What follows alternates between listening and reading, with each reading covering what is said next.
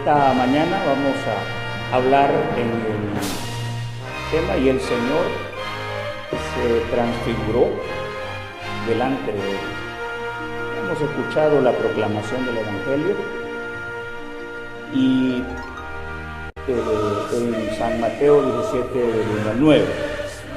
Estos hechos sorprendentes, maravillosos, excepcionales diríamos y también ilustrativos, se llevaron a cabo muy probablemente en el monte Tabor o en el monte de la Transfiguración, como también se le llama, a unos 17 kilómetros al poniente del mar de Galilea, el cual era una región que frecuentaba Jesús y sus seguidores. Me gusta esta parte porque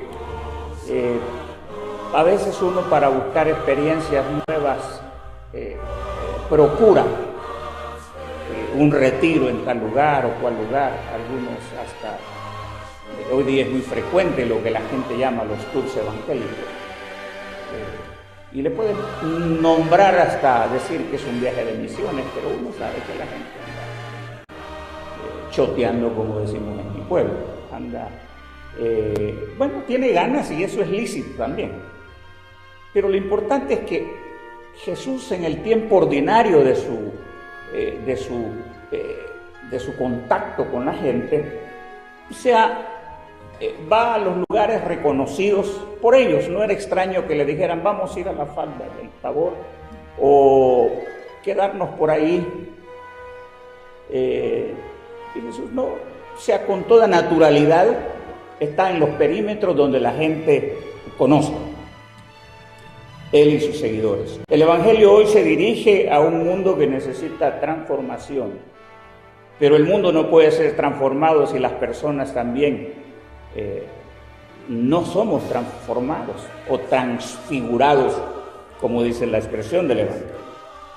Y la primera alusión que me gusta del Evangelio es que Jesús entra en un contacto íntimo, en un contacto de amistad, de intimidad con aquellos que están cerca. Y si usted nota, el cambio de cualquier persona, de cualquier circunstancia, puede venir más que de los elementos externos, de los elementos internos. Yo pensaría que un hogar, una situación problemática con los hijos, pueden venir más desde la intimidad que desde la externalidad.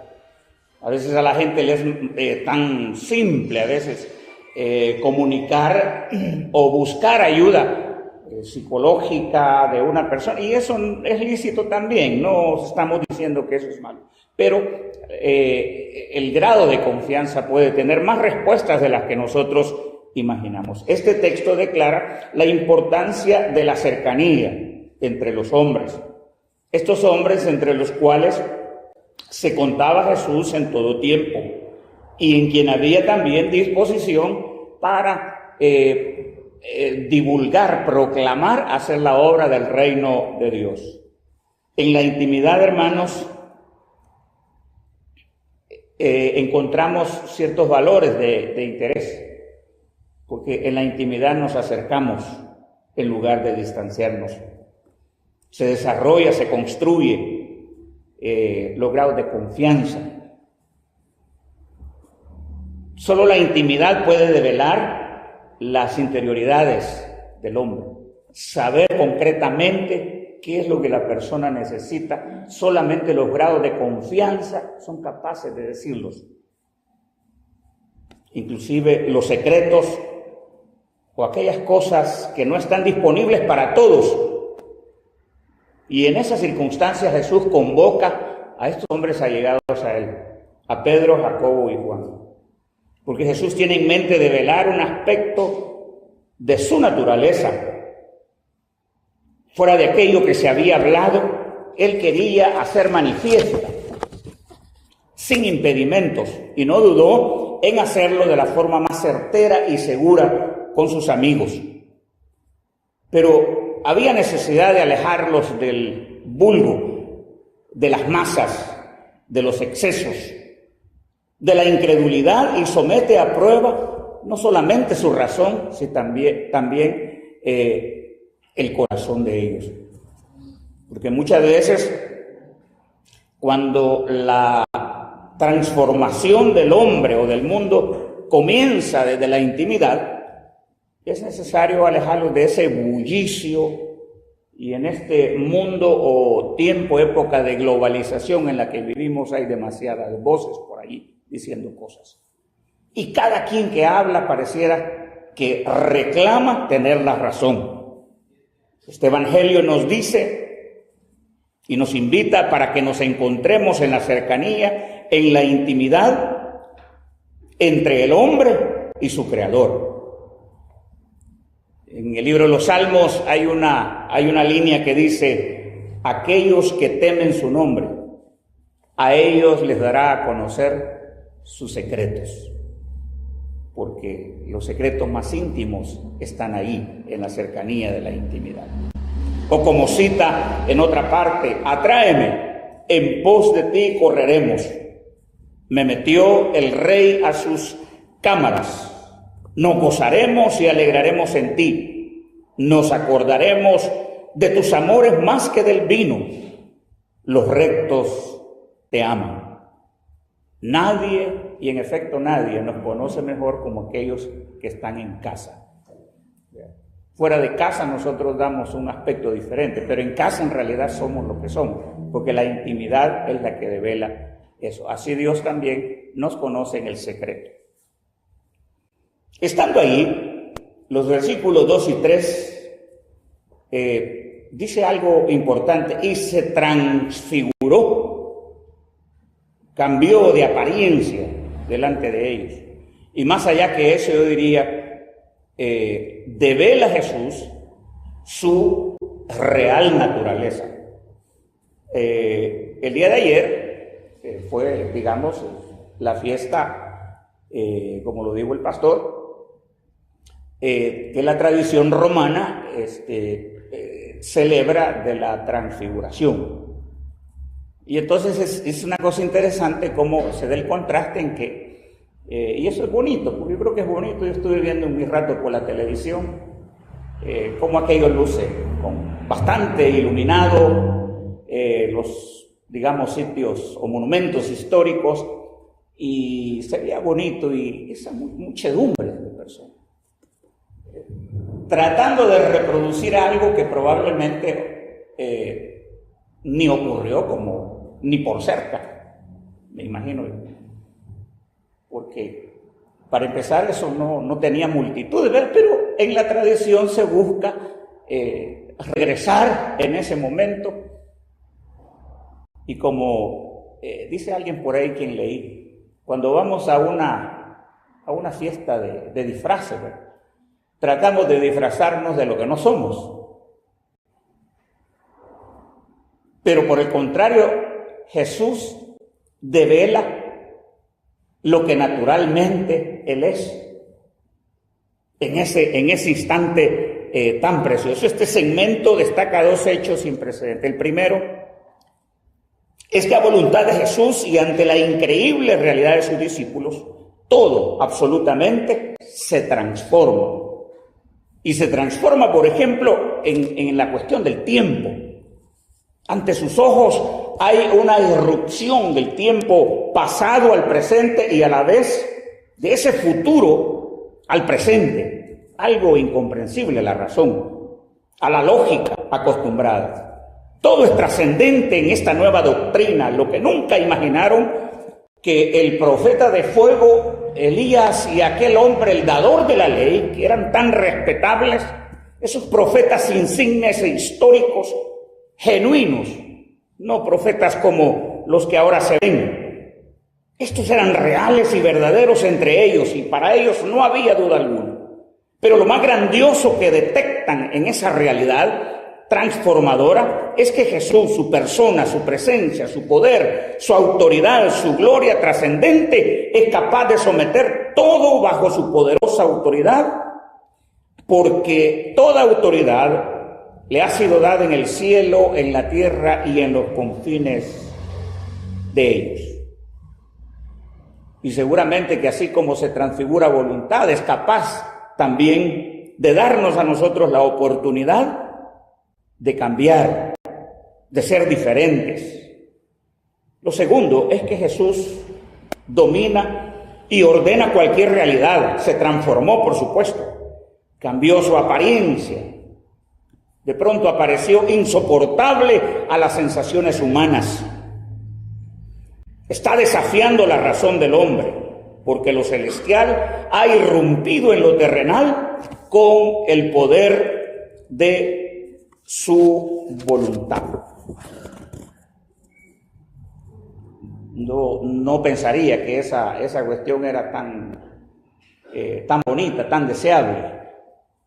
En una de las lecturas que se leyeron ahora, ese cuadro que trata de hacerlo más humano, de qué será ese futuro eterno, da temor. Eso es algo profundamente inexplicable para el hombre. Y por alguna razón Pedro, años después, en una de sus cartas, dice: hermanos, no olvidéis que un día para el Señor es como 1000 años. Y si os preguntara si quisieran que eso se reprodujese, si Dios nos diera la oportunidad de decir: miren, les doy la oportunidad de que haya una transformación y que aparezcan los profetas de fuego y el profeta de la ley, yo quisiera no estar ahí, pienso, porque ha de ser un cuadro espantoso, terrible. Ya puede imaginarse aquellos que todos los días ven ángeles y otros que ven ángeles y demonios. Es una situación no apta para humanos. Ese poder de Dios es capaz de transformar el mundo, de transformar el sistema de cosas, de transformar al hombre. Los otros días dijo el presidente de Rusia, el presidente Putin, que él había seguido el consejo de Fidel Castro en cuanto a los temas de seguridad. Y él dijo: he cumplido con un principio básico que se lo aprendí a él, es hacerme cargo yo mismo de mi seguridad. Y hay países que han invertido millones de dólares para ver cómo se deshacen de un líder, sea él, sea cualquier otro. Y otras veces lo logran. Pero se ha puesto a pensar que a Dios no le es un problema eso. O bien dejarlo vivir, o bien apartarlo. Apartar un sistema tampoco, porque Él tiene todo el poder de hacerlo. De tal manera que este mundo, y eso es importante que confiemos que está siendo dirigido, gobernado por Él. Y como esta situación a veces es un poco compleja de explicar, los credos y las confesiones nos dicen algo, porque son como nuestras cartas didácticas para explicar lo que de alguna manera es difícil para el hombre explicar.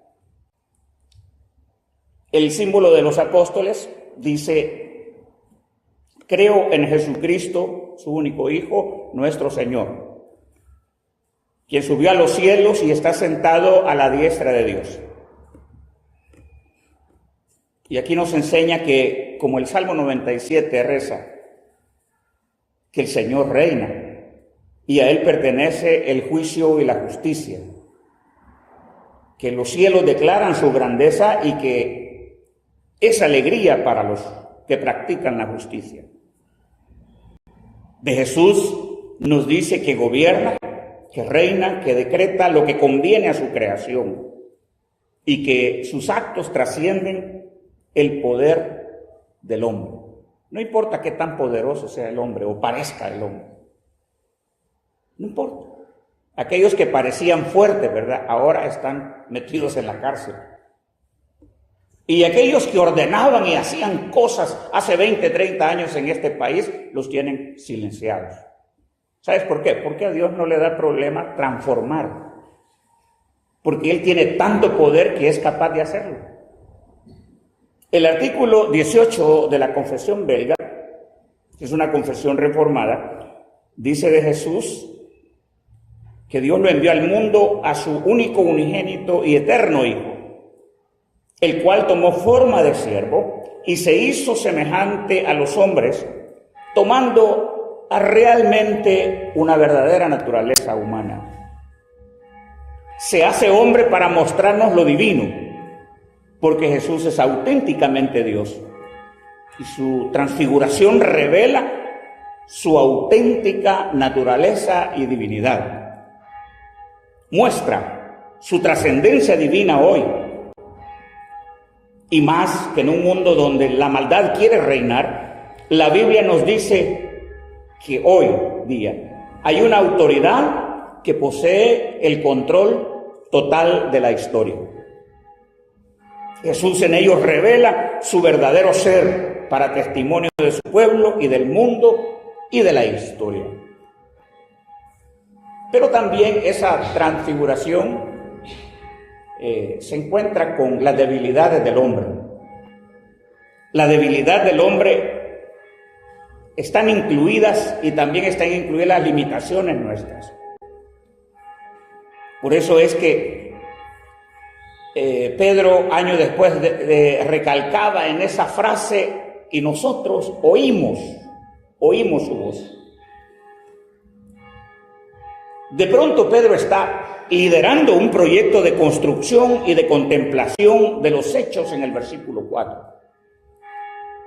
Y le dice, bueno, es que aquí nos hagamos unas enramaditas. Me imagino que él está pensando ya en términos nuestros como una catedral, como construir algo que permanezca por siempre. Querían de forma natural y hacer prevalecer el pensamiento humano por sobre las ideas de Dios. Y en su proyecto incluirían sin duda la parte humana. Iban a incluir a Moisés y a Elías. Ahí ponerlos paralelos con la dignidad de Cristo, al mismo nivel de Jesús. Y eso debería de estar con claridad dejado para las generaciones.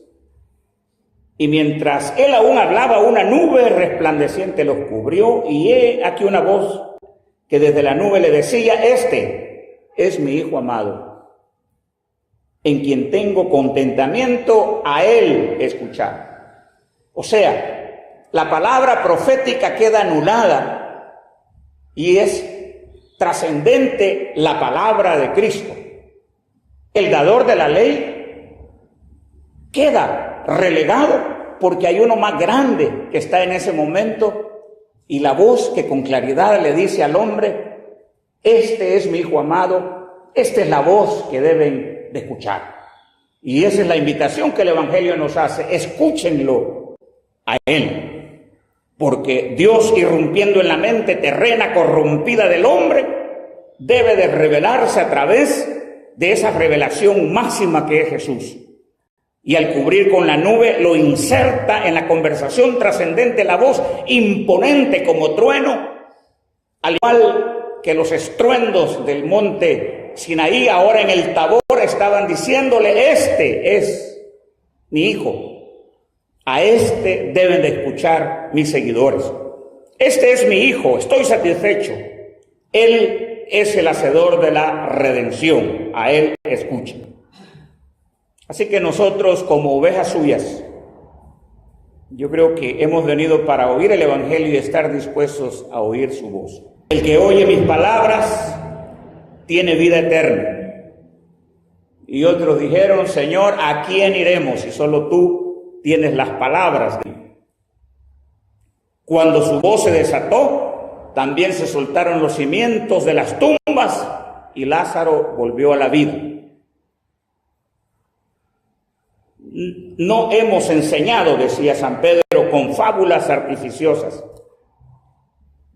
sino viendo con nuestros ojos su gloria y majestad. Porque Él recibió de Dios Padre honor, gloria, cuando oímos la gran voz que decía: este es mi Hijo amado.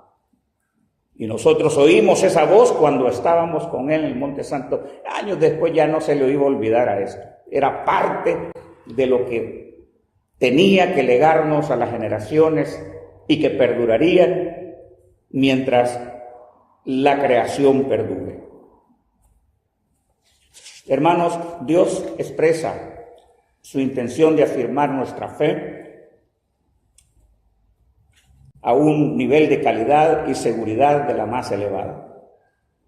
Pero también ser portadores de esta fe requiere diligencia, conciencia, convicción de parte de nosotros, de lo atestiguado, para que ese testimonio se mantenga viva por todas las generaciones y épocas.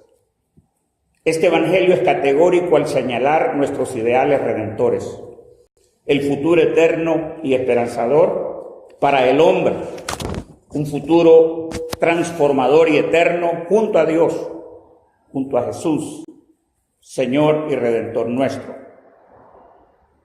El evangelio nos pide hacer una revisión de la vida, desde la intimidad, desde la interioridad. Si quiere llamarle una introspección, eso nos dice.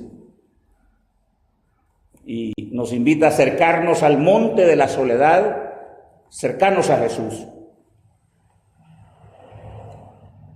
Pidamos y querramos también ser transformados en nuestros ideales, en las acciones, en nuestros propósitos, en nuestra actitud hacia el prójimo, y cambiar nuestra soberbia por humildad,